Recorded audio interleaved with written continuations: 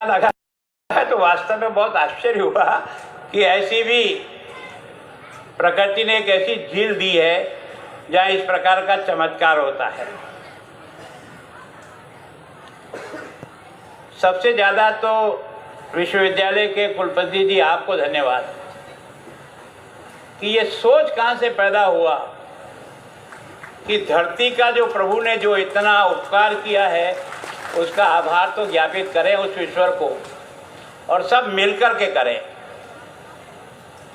वास्तव में मुझे इस बात की प्रसन्नता है कि इस फंक्शन को मनाने के लिए भी आपने नॉर्थ ईस्ट परिषद को भी जोड़ा, डोनर डिपार्टमेंट को भी जोड़ा, सांसद महोदय को जोड़ा, यहाँ के लोकल स्थानीय लोगों को जोड़ा, शिलांग के लोगों को भी इससे जोड़ा।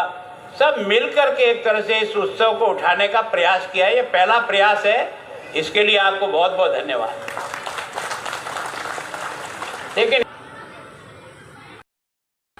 ये जो है सोनबिल वाला जो उत्सव है ये निरंतर हो, इसके लिए बनाएं और मेंबर बना करके इसको स्वयं को भी आर्थिक दृष्टि से इतनी सशक्त करें कि केवल और केवल ये 3 दिन का ही कार्यक्रम नहीं करें तो साल में और कई फंक्शन के साथ जोड़ा जा सकता है। जैसे बर्ड फेस्टिवल होता है, अब मैं सोचता हूँ जैसा आपने कहा कि यहाँ ऐसी ऐसी बर्ड आती है जो शायद कहीं दिखाई नहीं देती है, और मैं सोचता हूँ कि इस दुनिया में पक्षी प्रेमियों की कोई कमी नहीं है।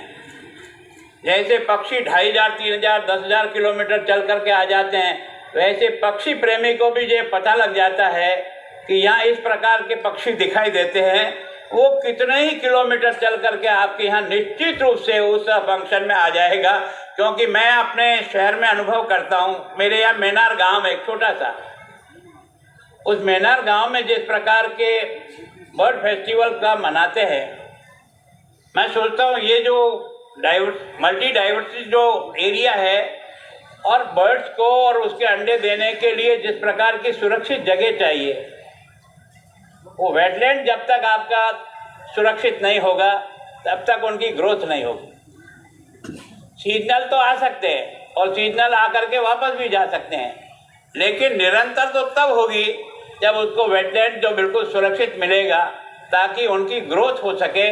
तो ये मैं सोचता हूँ कि जो मेरा मेनार का जिसको हमने बर्ड फेस्टिवल के माध्यम से दुनिया में आज उसकी पहचान बना दी, और उसके कारण से इतने विदेशी पर्यटक जो है ना, केवल उस छोटे से गांव में जिसमें कुछ भी नहीं है, केवल और केवल वो तरह तरह की चिड़ियाएं हैं जिनको हमने कभी देखा ही नहीं। कोई साइबेरिया से आती है, कोई कहाँ से आती है, कोई कहाँ से आती है। तो मैं सोचता हूँ एक तो इसको डेवलप करने के बारे में सोचना चाहिए। फिर ये पर्यटन केंद्र कैसे बने, इस पर्यटन केंद्र के लिए सबसे पहला आवागमन के साधन अच्छे हो ताकि यहाँ लोग पहुँच सकें, और आने के बाद यहाँ रुकने के भी साधन हो। तो मैं सोचता हूँ बाकी साधनों की चिंता में लो। पेइंग गेस्ट हाउस हमारे यहाँ उदयपुर में एक बहुत बड़ा कल्चर है। लोग अपने घरों में ही आने वाले जितने टूरिस्ट हैं उनको ठहराते हैं, उनको खाना पीना और सारी व्यवस्था भी वही करते हैं, और बड़े आनंद के साथ परिवार के साथ। आपने कहा कि यहाँ इतने प्रकार की मछलियाँ मिलती है, और अभी जो कुछ भी मैं इसमें देख रहा था कि हमारे यहाँ के लोग किस तरह से मछली का आखेट कर रहे हैं, झील में घूम करके और मछलियाँ पकड़ने। और जैसा आपने कहा कि केवल ये मछली का व्यवसाय पूरा आसाम को भी सप्लाई करता है यहाँ से, और जितनी वैरायटी की मछली यहाँ होती है, जैसा आपने कहा कहाँ से आती है हमें पता नहीं है, कोई अदृश्य शक्ति है जो पता नहीं पर धरती में से किस तरह से उत्पन्न करती है और कैसे वो तैयार होती है, ये तो है। लेकिन उससे भी आपको लगता है कि आप निश्चित रूप से इस प्रकार की व्यवस्था है।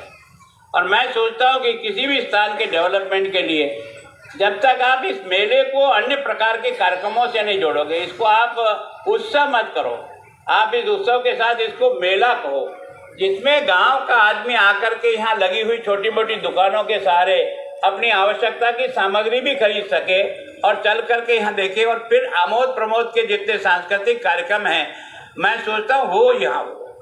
अधिकांश बच्चों के कंपटीशन हो, विभिन्न तरह की प्रतियोगिताओं के कंपटीशन हो, चित्रकारी हो सकती है, यहाँ के बारे में कुछ लिखने के बारे में हो सकती है। तो एक एक्टिविटीज नहीं चाहिए, यहाँ कई प्रकार की एक्टिविटीज से ये स्थान को कैसे जोड़ा जाए ताकि वर्ष में कई बार या विभिन्न कार्यक्रमों का आयोजन हो। और मैं सोचता हूँ इन कार्यक्रमों के माध्यम से ही यहाँ जो आसपास में लोग रहते हैं उनका आर्थिक उन्नयन होगा। और हम और आप सब इस बारे में चिंतित हैं कि लोगों का आर्थिक उन्नयन कैसे हो। जहाँ संस्कृति को जाने, अपने अतीत को जाने, वो तो आवश्यक है। मुझे बताया है कि आपके इस विश्वविद्यालय ने अभी इन 3 दिनों में कुछ शैक्षणिक सत्र करने का भी आपने सोचा है कि इस झील का इतिहास क्या है, इसके बारे में विचार करने के लिए आपने कुछ विषय रखा है। मैं सोचता हूँ इसके सांस्कृतिक धरोहर को कैसे आगे बढ़ाया जा सकता है, उसका भी विषय हो सकता है। ये पर्यटन केंद्र बने, इसके लिए क्या क्या सुझाव हो सकते हैं, वो लोगों के द्वारा आ सकते हैं। कोई जरूरी नहीं जो मैं यहाँ भाषण दे रहा हूँ वही सब जानकार थे। यहाँ कई विद्वान लोग नीचे बैठे हैं, उनको मौका नहीं मिला, नहीं तो वो भी बहुत अच्छे सुझाव दे सकते हैं। तो मैं सोचता हूँ ऐसे अच्छे लोगों के सुझावों को भी आमंत्रित करो कि हम इस कार्यक्रम को, इस उत्सव को कैसे जनता के लिए, सबके लिए आकर्षण का केंद्र बना सकते हैं। और मैं सोचता हूँ कि वास्तव में, अब मैंने तो देखा नहीं, पर बारिश के समय मैं भी आके देखूंगा। इतनी बड़ी झील जैसा इसमें दिखाई दिया, इतना पानी का अंबार देख करके और इतनी उथली कि वो वापस खाली भी हो जाती है और लोग इसका फसल पैदा भी कर लेते हैं और वापस पानी आ जाता है। तो कोई न कोई चमत्कार तो प्रभु का है। लेकिन वास्तव में इस स्थान के बारे में आपने प्रयत्न किया, आपके मित्रों ने प्रयत्न किया, जिन्होंने किया मैं उनका बहुत बहुत नमन और स्वागत करता हूँ कि आपने एक अच्छी शुरुआत की है।